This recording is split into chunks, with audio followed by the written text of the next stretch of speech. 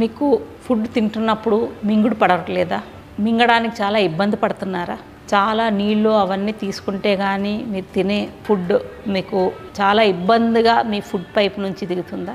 ఆ జబ్బుకి achalasia cardia అంటారు. ఎక్లేసియా కార్డియా ఏమిటి, దానికి ఏంటి పరిష్కారం మాట్లాడుకుందాం. నేను doctor Konalakshmi, metabolic, bariatric and GI surgeon, Yashoda hospitals, Hyderabad. Achalasia cardia అనేది అన్నం పేగులో కండరాల్లోని ప్రాబ్లం. సో ఈ జబ్బులోని కొన్నిసార్లు అది కొన్ని వైరల్ ఇన్ఫెక్షన్స్ వల్ల వస్తుంది, కొన్నిసార్లు కారణాలు ఉండవు, ఇడియోపతిక్ అంటాం.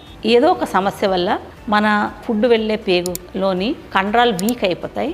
ప్లస్ కింద కండరం ఏదవుతే మనం ప్రతిసారి ఫుడ్ తిన్నప్పుడు కింద కండరం లూజ్ అవ్వాలి. లూజ్ అవుతే ఫుడ్ కిందకి జారుతుంది. సో ఆ కండరం టైట్ అయిపోతుంది, పైన కండరం అంతా లూజ్ అయిపోతుంది. సో దానివల్ల ఫుడ్ మీకు ఇంటెస్టైన్స్లోకి పాస్ అవ్వడానికి ఇబ్బంది అవుతుంది. సో ప్రతిసారి వాళ్ళు చెప్తారు, మేము తిన్నప్పుడు మింగుడు పడట్లేదు, మింగడానికి చాలా ఇబ్బంది పడుతున్నాం, కొన్నిసార్లు తినేసి పడుకుంటే రాత్రి తినినంత ఫుడ్ నోటి నుంచి కానీ ముక్కు నుంచి కానీ నురగలాగా బయటకు వచ్చేస్తుంది. దీనికి ట్రీట్మెంట్ సర్జరీ 2 విధానాలుగా అవుతుంది. ఒకటి ఎండోస్కోపిక్ ప్రొసీజర్, దానికి పోయం అంటాము.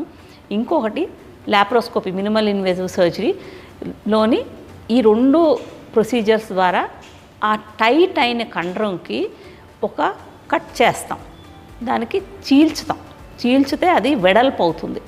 వెడల్పు అవ్వడం వల్ల మీ తినే ఫుడ్ ఈజీగా కింద పేగులోకి జారుతుంది.